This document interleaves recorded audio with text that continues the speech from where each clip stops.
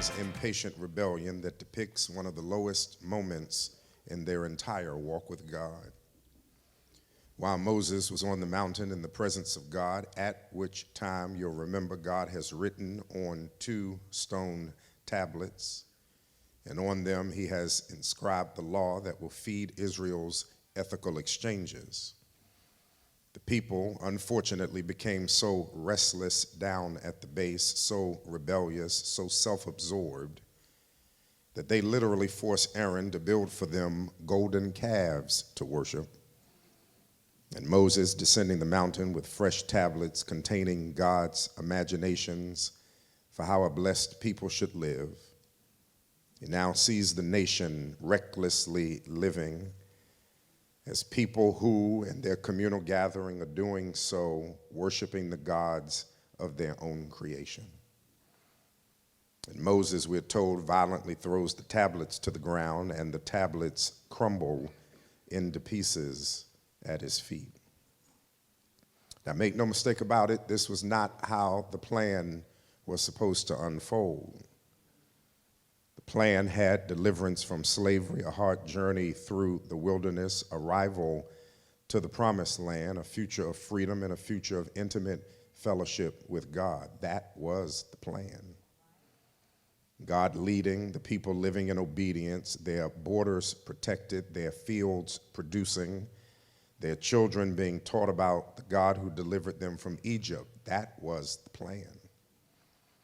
The tabernacle was to be erected, the ark constructed, expressing visibly the perpetual presence of God in their midst. Tablets informing their ethics and practices, worship enveloping their communal praise. That was all a part of the plan.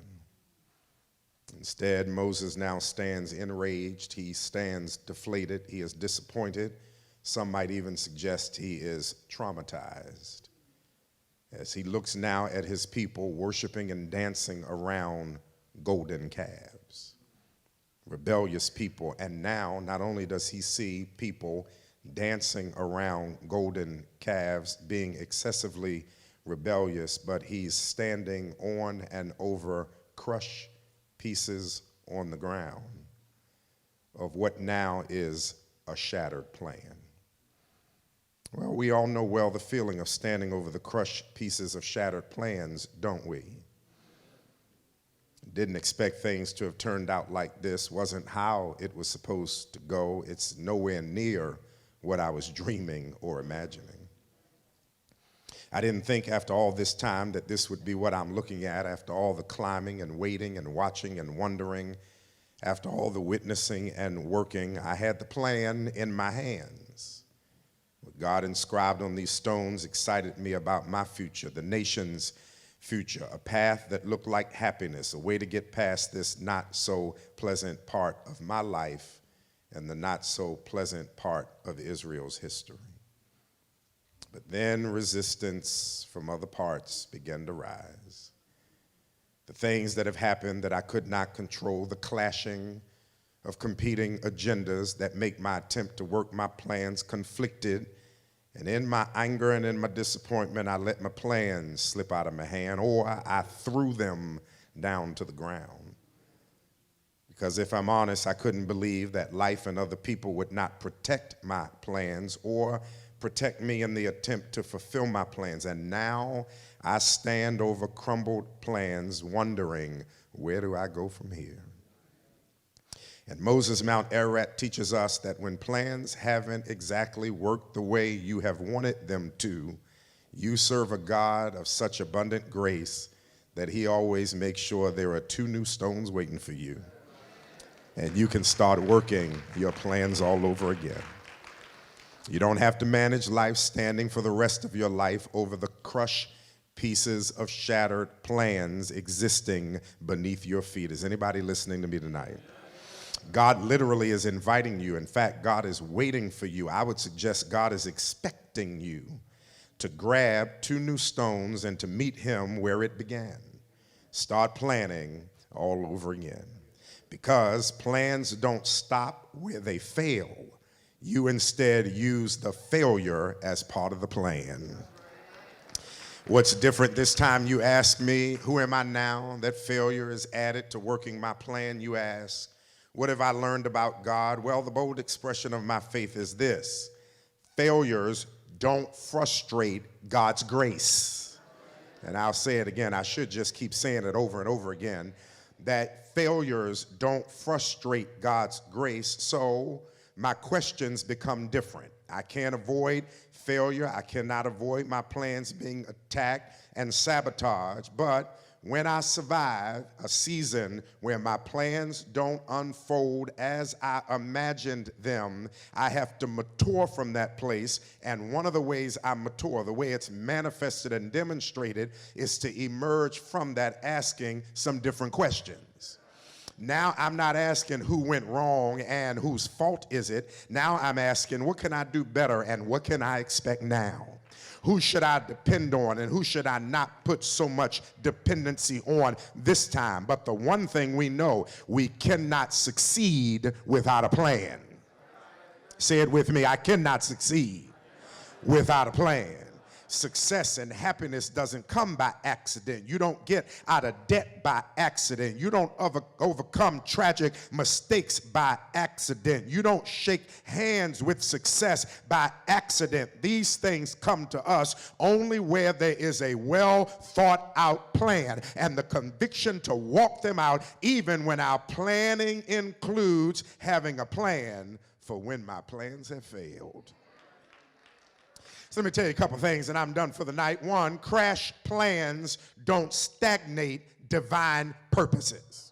I'm going to say it again. Crashed plans don't stagnate divine purposes. One more time. Crash plans don't stagnate divine purposes. The purpose of those tablets were far more reaching than their fragmented pieces now existing under Moses' feet.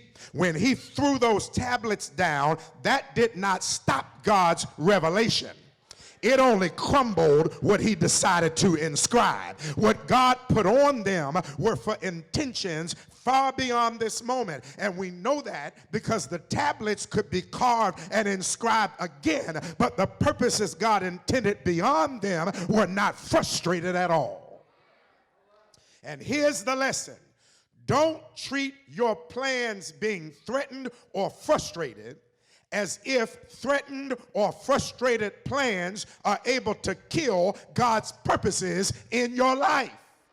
You and I must never complain, one scholar says, if our plans break down, if we've done our part. It probably just simply means that the plans of one who knows more than we do have succeeded. And here's what he means. Can you consider that your plans crashing may mean his plans are working perfectly? Let me say it one more time. Can it mean that whenever God lets something fall apart that you were hoping would stay together, it is because God is intending to let some stuff stay together that would have fallen apart if he had let you keep what was now crumbled beneath your feet? In other words, when you look back over your life, you don't have to carry any regrets about what God did not let work, because you carry one promise, and the promise is this: he is working all things together for your good, which means he is incorporating even what is not working, so that when it's crumbled beneath my feet, it is not a sign of the end, it's a sign that he's got success on the other side of these crumbled pieces. Let your faith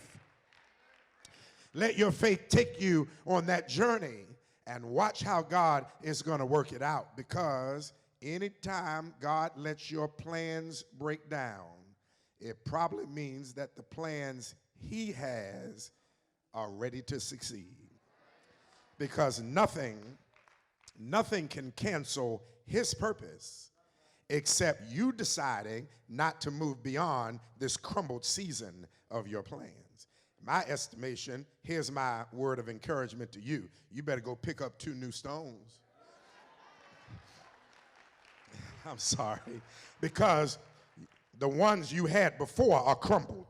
They are shattered. Ain't no sense in sitting around trying to point your finger and place fault as to why you are standing over crumbled pieces of what used to be inscribed stone. No, instead of wasting your time on that, just pick up 2 new tablets, head back up that mountain, and expect God to do again what he has done the first time. He ain't tired.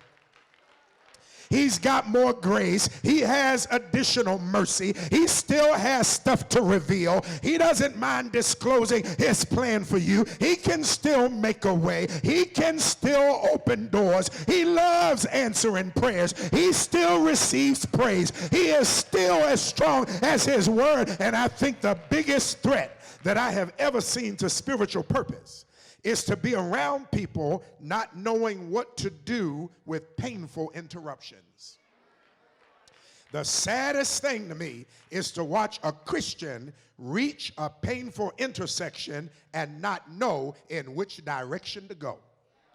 It's sad to be a person of faith and then watch your plans crumble and act as if God has finished his work in your life just because you are standing over the crumbled pieces of what used to be inscribed tablets. You don't let ailments or emergencies or relational traumas or mental crashes make you give up the strength of your theology. Just because stuff around you has fallen apart doesn't mean that your theology has to fall apart. The same God you have had confidence in while things were rolling out according to your plans are the same God you've got to trust and love and worship and praise when your plans are crumbling in front of you, because you recognize that God is not through with you yet. Do I have any company here? Elbow somebody and tell them God is not through with you yet. I don't care. Come on, I feel like preaching. I don't care. I don't care what anybody tells you, and the answers may vary, but what cannot be denied for the children of God is it all starts with your faith to believe that God has more for your life than a crumbled season. God has more for your life than standing with him over shattered stones. Crumbled may be a part of the narrative of my life, and it may even be recurring in various chapters of my life, but crumbled is not ever to be interpreted as the theme of my life.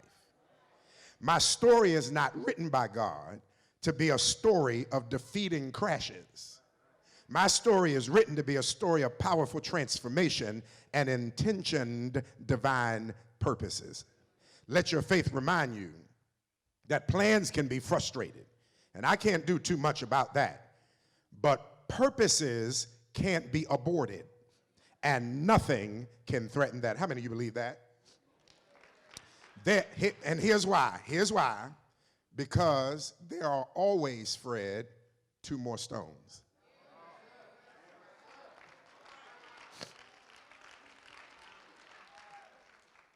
No matter what has crumbled, no matter what has crashed, you've got to live with the faith that there are 2 more stones. They somewhere around here. In fact, let me not even sink too long, because if I sink too long, I'll forget to seek for the 2 new stones.